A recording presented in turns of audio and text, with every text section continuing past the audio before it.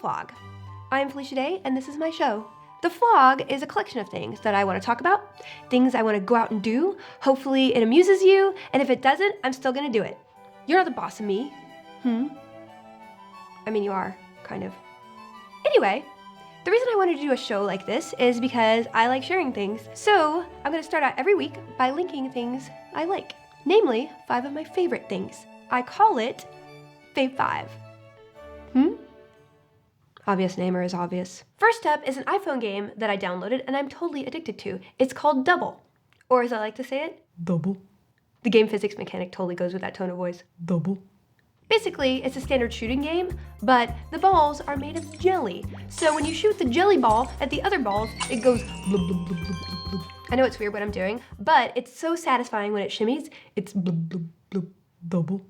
Number 2 on the list is a website I found called Retronaut. It clicks old photos and video together in a way that makes you realize that people were just as wackadoodle in the past as they are in the present. My favorite things are the colorized old photos, which makes it seem like dead people could be existing like right now. Have you noticed that hipsters are wearing top hats lately?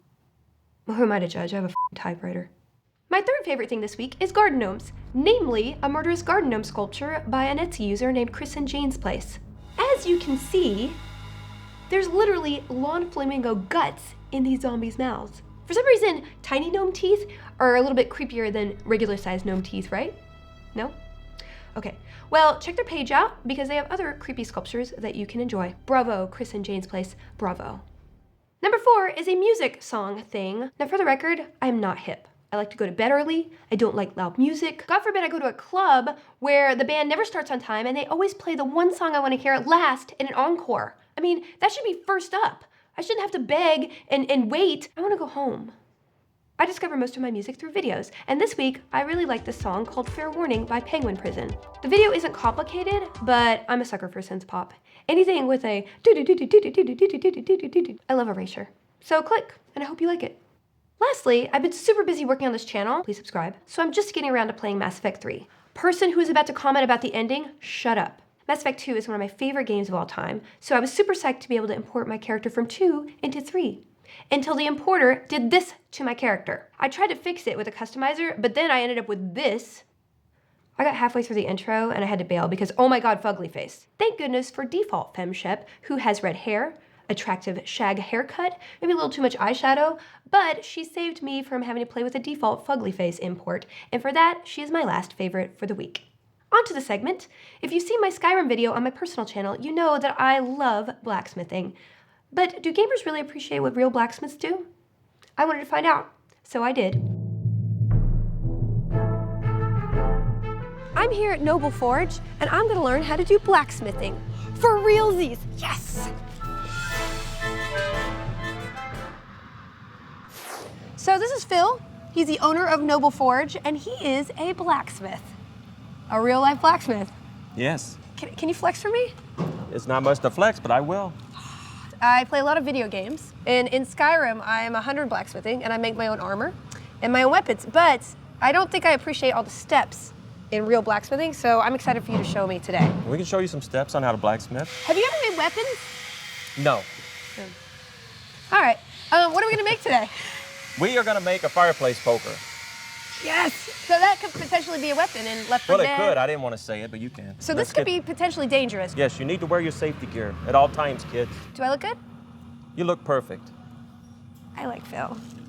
Let's make something. Okay, let's go. Okay. All right, so what is this? So this is a forge, and the first thing we are gonna do is take this piece of 1-inch square bar stock and put it into the fire to heat it up. First, we're gonna work on a handle for the fireplace tool, then we'll draw it out to make the working end of the fireplace tool. Is this an ingot? Well, it's not an ingot, it's a piece of bar cut to 14 inches. Do you work with ingots? No. In Skyrim, you get ingots and melt them. How more hot does it efficient. get in there, though? Well, it can get up to about, 2,000, 2,500 degrees. Whoa! Now, it's gonna be a few minutes before it does get up to temperature where we can work. All right. This is fun. OBGYNs, this is how you get a baby. Right. Can I hold a mallet? What are these, Phil? Do you have any ingots? I like these. We're still waiting. So now we're gonna take it out of the fire. Ah! Okay. So you want to stand it up. I want to stand it up, and then what do I do? Okay. It's highly dangerous.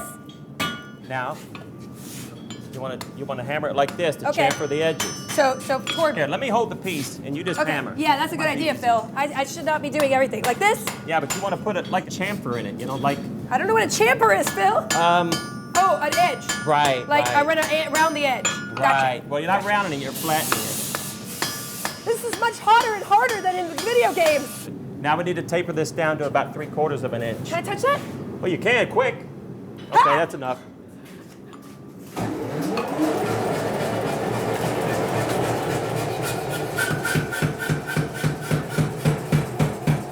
It's cooling off. Straighten it up a little bit. You always try to keep it as straight as you can, you know, put it back in the fire. It's just always easier to do it that way. So that would have taken much longer to do this by hand. Oh, yeah. If you draw it out by hand, a much longer time. Like how long? Well, if you have a striker, which is another guy with a sledgehammer on the other side, it wouldn't take a long time. You can have a dude named Striker with you to make this. Okay, we're going to do the whole thing again. Here we go. Okay, what's the next step? We're going to put the twist in the handle. Oh, that's the pretty part. You need to get as hot as possible. That way it's less strenuous twisting it. Can I hold a hammer again? There you go. This is the best part, Phil. You look great. Watch your head. Right here. I'm an apprentice. Can I say that I'm an apprentice today? Sure. You can be whatever you want to be. You are on fire, man. Oh, I'm an apprentice. You need some water? No. A snack, perhaps? You are bending real steel. Straighten it back out. So now what we want to do is grab it from this end, and we need to taper down this end to where it'll be the working end of the poker. Oh, okay. So we need to spread it out. Right. Spread it out, taper. All right. However you want to call it.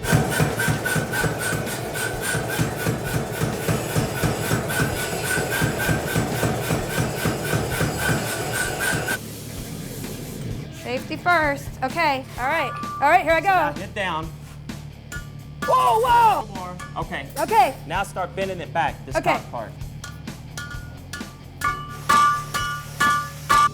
Kind of like a duck. A mallard, not a duck.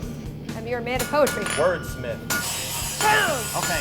That's good. That's great. I think it came out perfect. Look how pretty. Look at this. This is my poker on this side, and it's a little shorter and a little more charactery. I think you did a fabulous job. Well, thank you, Phil, for showing me the steps of the thing that I do every day in gaming, and I never appreciated till now. And I'll sit there when I do it on a computer, and I'll sweat some. All right, Noble Forge. Check it out online, and thanks a lot, Phil. I want to take an inventory when you leave. I want to make sure the hammer is here. Are you kidding? No, I was going to take this. I'm dead serious. Hammer. I mean, okay. I should leave now, right? Bye. Bye-bye. And if any of you would like to own this beautiful fire poker that I made, we are offering it for auction. All proceeds go to the FDNY Foundation, which is a charity that promotes fire safety in New York City. The link is in the description. Finally, every week I will be taking a question from you and answering it, but not in a standard way. I will be typing it on this genuine hipster typewriter and sending it back to you. I tax deducted it, so I have to. This week's question of note is from Edgar Garcia, who writes, if you only had one karaoke song you could sing for the rest of your life, what would it be? Can you sing it now? Dear Mr. Garcia, given my karaoke track record, my #1 go-to song would be Open Arms by Journey. It's not the most original choice, but considering I only sing after 1 or 2 mojitos, the maudlin nature of an extravagant love ballad seemed especially fitting to make a fool of myself. Because my #1 rule is to never ever attempt to sing karaoke well, then you become that girl. Second part of your question, can I sing it right now?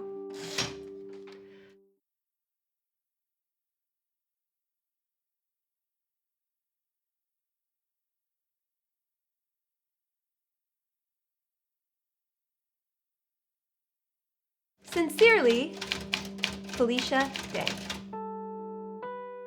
Okay, Edgar, your letter will be on its way. If you would like to submit a question, please email the Flog at geekandsundry.com. No naked photos, please. Okay, that's our show. I hope you liked it. Thanks for watching. And as I always say, please subscribe, like, comment, share us on Facebook, blog, follow me on Tumblr, Pinterest, pin it, add us to your homepage, Twitter. See you next week. Bye.